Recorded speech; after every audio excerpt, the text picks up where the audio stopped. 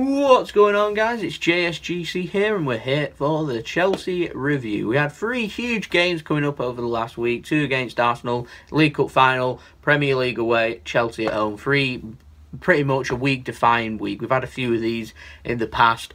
We'll come out on top, absolutely fantastic, absolutely superb. We'll come out on this game with a 1-0 win. I can't ask for much more than that, really. So any criticisms that I do give towards the side, I don't really think it's justified, so I'm going to hold back. Man City don't need criticising in this game. Chelsea, however, I'll get on to that. So first up in the game, the first half, Leroy Sané, he managed to cut in onto his right foot. After he did some great dribble, didn't he? Bernardo Silva, he had a shot go over. Sané made another dribble. He managed to, I think it was from a free kick, back post. He controlled it, made a dribble. Fantastic shot with his right foot. Azpilicueta was there to block it.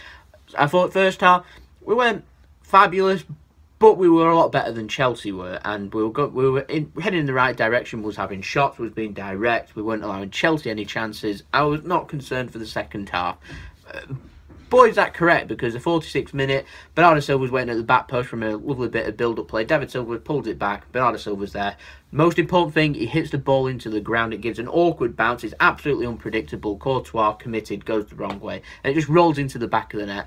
An ugly goal, but a beautiful goal. If you get where I'm coming from, it's not a pretty goal to watch, but it's a fabulous, pretty goal because it was the winning goal. An absolutely deserved win, in my opinion. For Chelsea, I thought first half, inept, poor. They had no shots. They said on Sky that it was the first time since 2002-2003 season that Chelsea had no shots. 0, nil pois, zilch in the first half. That's incredible. They were so negative. There was no N'Golo Kante there, which obviously influenced their midfield a little bit, and they ended up just resorting to hoofing the ball. They'd gone with a front three of Willian, Eden Hazard and Pedro, all of which aren't very tall, and they took to not just playing the ball over like they did last season, particularly in the last 15-20 minutes, where there were precise, accurate balls over the defence, exploiting the high line. They were hoofs. They were literally no direction, no aim. They were just literally clearing their lines. It was like watching a bottom half Premier League side, and obviously Chelsea are 5th.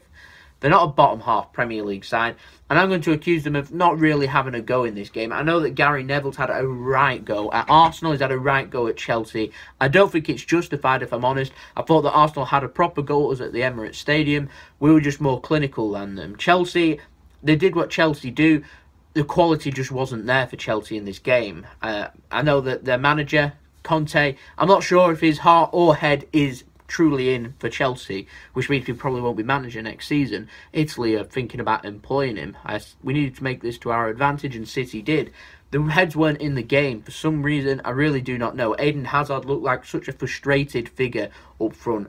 We was making him look like what you'd expect Stoke to be like if they were playing Peter Crouch, a frustrated figure up front. They're not really getting any service, but he's a world-class player. Real Madrid are getting linked, and he weren't getting any play from any of the players. Absolute fair credit, I think, goes to Man City. Out-tactic, basically, by Pep, Wenger and Conte. They've both been out-tactic by him. He came in with his philosophy, with his way of play. He said to them, do you know how to beat me? The answer to that is no. They do not know how to beat us. In fact, apart from Liverpool, maybe Tottenham, possibly at Wembley, we'll have to wait and see in 4 games' time in the Premier League. I'm not too sure teams do know how to set up and beat Manchester City. We want to obviously let them have a go, because it obviously opens up space. We're going to exploit that, and we're going to score goals. Think back to Arsenal. They came and had a go. Space was opened up. We exploited that by being clinical. Teams don't want that. They were tight, just like in this game, which meant that Man City basically needed to just present 1 or 2 chances and they'll score. And they did. And ultimately, 3rd clean sheet in a row for Ederson in these big 3 games. It's absolutely fantastic. I can't ask for much more. We've picked up 3 points. Liverpool are 2nd. Manchester United play tonight. And we're looking at just 4 more wins. 4 more wins, Blues, will see us win the Premier League. We're getting there, but we've still got a big match against Basel coming up Wednesday. On Wednesday, sorry. There's going to be rotation for that game before we head to Stoke away. Another difficult game on Monday night. Every game's difficult. You might not think it's difficult. They are difficult, though. They need to turn up, play, and be clinical. Otherwise, you end up with situations like Wigan, where teams, if you're not clinical, you're not taking your chances, and players can't be bothered.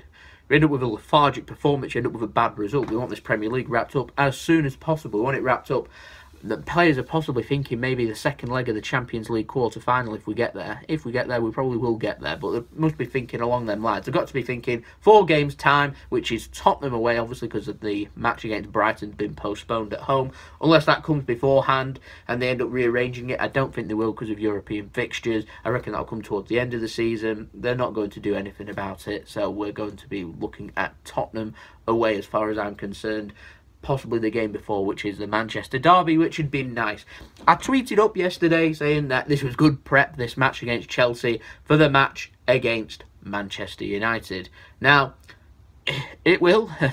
They'll play exactly the same. I'm expecting Manchester United maybe to be a little bit tighter, in better form than Chelsea. They'll be a little bit more difficult to break down.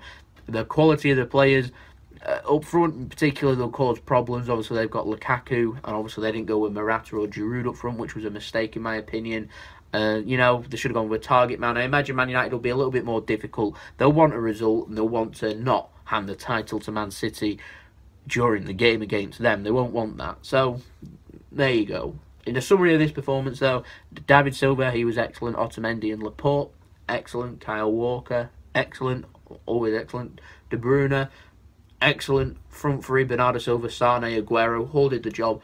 All excellent. I want to give a special shout out here first up, not to Edison, but Edison, who literally had nothing to do. I forgot to give him credit in the last game because I thought he was superb. But in this game, literally had nothing to do, no shots on target. But 2 standout players for me. Zinchenko was one. He's now made the 5th highest most passes in a Premier League game ever.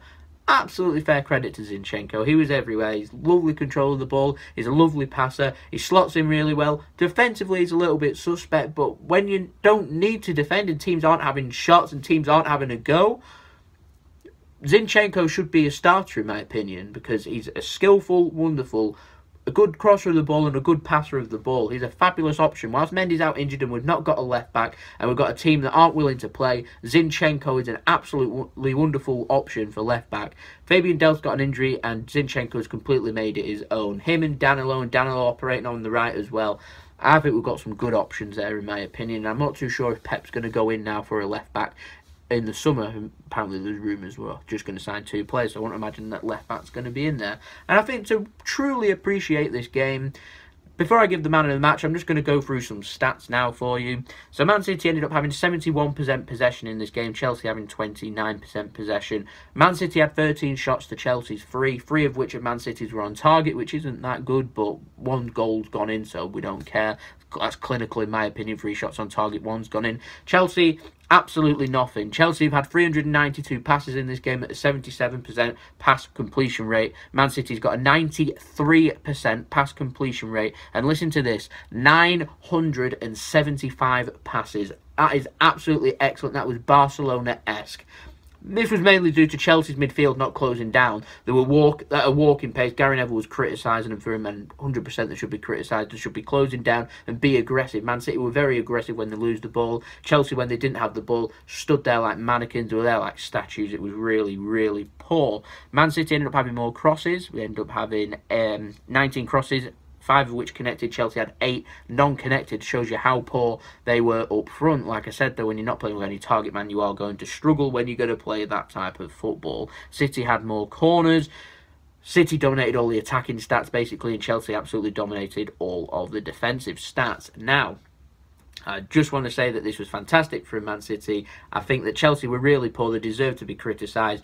But I do think Man City should be given a lot of credit. I don't think that Chelsea are the problem here.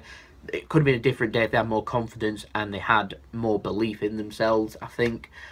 But the situation it's going in, Chelsea are kind of weird when they've won the Premier League and they're going to the season after. The players are unmotivated, they can't be bothered. And everyone just seems like they've got other things on their mind. They've got a difficult Champions League game against Barcelona. They could be facing themselves being maybe even 8 points behind the Champions League. They're currently, I think, 5 points behind. I'm not too sure they're going to catch Tottenham or not. Now, I said I was going to get on to my man of the match, and it has to go to no one else but Gundogan. Vastly underrated in this game. Everyone's been giving it to David Silva, and people give it to Bernardo Silva, Leroy Sane, and that for his runs.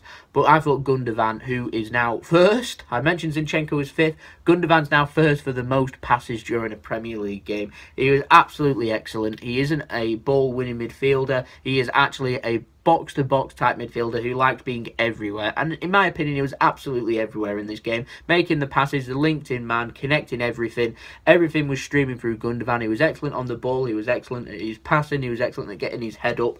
In my opinion, he was like a little machine in that midfield, and with Fernandinho being injured, it's a completely another option basically for Pep there. And I thought that Gundogan does deserve the man of the match just for basically making all of them passes, making everything work. City absolutely controlled the midfield, and because they controlled the midfield, they ended up controlling the game. Pep's philosophy coming right into action. Chelsea, a lot of things to think about. There we go, that is the review. So I hope you enjoyed the video. If you did enjoy the video, leave a thumbs up. If you disagree or agree, or you have any more opinions or things that you think should be mentioned, leave that in the comments below and I'll see if I can interact with you. Don't forget to subscribe. We're aiming for 400 subscribers, so it'd mean a lot to me if we could start building this channel up and getting more subscribers, because I'd really like to grow this channel. So we're aiming for 400 subscribers. Hopefully we'll get there very, very soon. Also, don't forget to check my social media. That is in the description below, and my links to my other channels, they will pop up at the end of this video. My second channel, which is gaming channel, you can go check that out, subscribe over there. And my partner channel, which is Mixology Drink, which is run by my brother Aaron, which I sometimes appear in the videos to check out there. Like and subscribe, that'd mean a lot to me, and I'll see you all later. We have Basel preview coming up tomorrow, so check that one out. And you're enjoying the Man City content, more football videos and everything, go check them out on my channel. We're uploading daily. I'll see you then. So it's been JSGC. Hope you all have a wonderful rest of your day. Peace. Ciao for now.